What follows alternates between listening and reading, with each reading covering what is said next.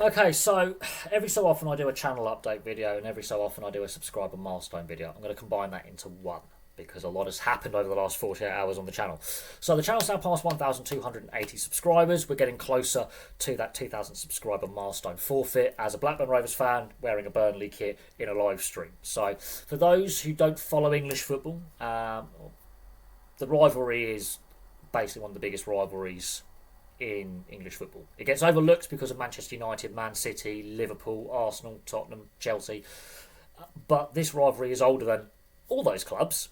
Yeah, actually it is, because Newton Heath became Manchester United. So Blackburn and Burnley predate all those clubs by some margin. And they were two of the 12 clubs that founded the Football League. They hate each other. The East Lancashire Derby is one of the most heated matches in English football going back to, well, pre-1888, let's just say that. A long time. And yes, it's a channel forfeit. It's a bit tongue-in-cheek. Obviously, the rivalry is intense. There's a lot of people from Burnley and people from Blackburn don't like each other generally. I actually know some Burnley fans. They have good humour. They have good crack. And for me, it's a bit tongue-in-cheek and a bit of a piss take of myself. So that's the forfeit at 2,000. Now, let's talk about the channel growth and how humbled I actually am. Now, yes, Paul Kent losing his job. No, well, Paul Kent has been an idiot. Let's be clear about that.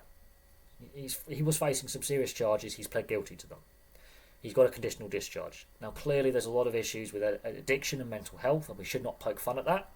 But one of the comments said throwing stones at glass houses, and that is true. He has been very critical and gone after players when they do something similar. But as someone who's gone through the addiction and mental health battle, and this channel being a vehicle to help me, the growth I've seen in the last 48 hours is so humbling. And when I look at 2018 and 2019, when the channel was doing really well, even though we lost our monetization because of the change of monetization rules that YouTube brought in following Jake and Logan Paul and their controversy,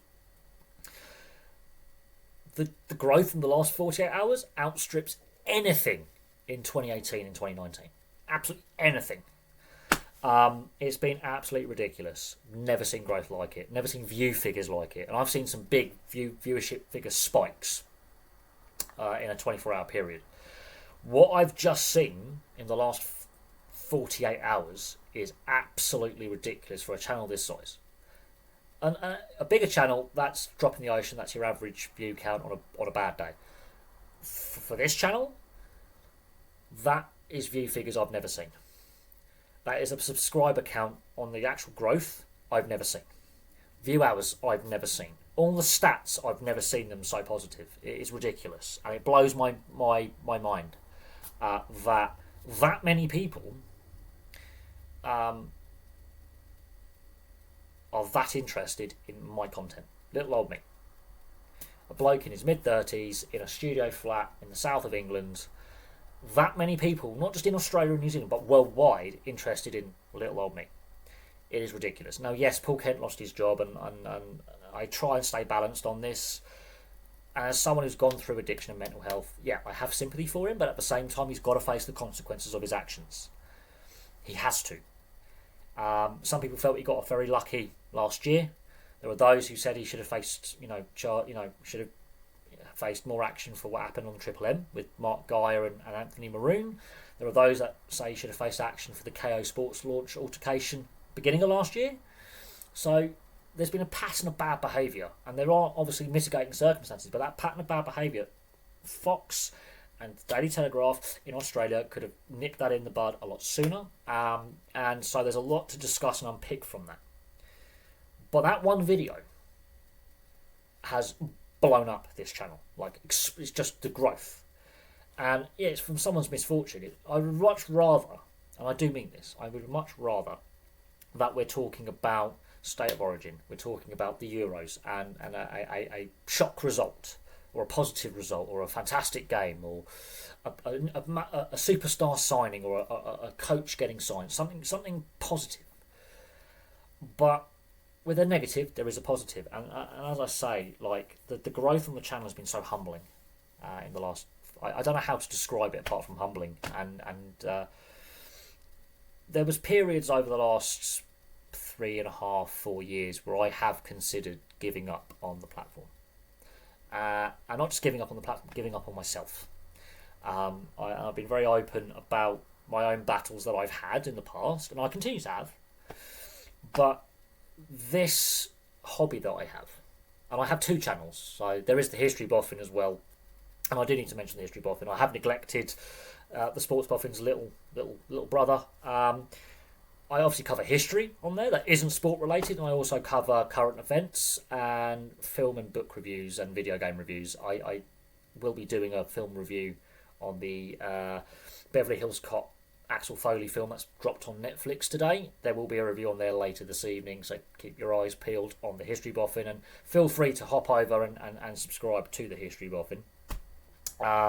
There's not a lot of content on there, and I have neglected it over the last couple of years, and that's my fault. That is my fault.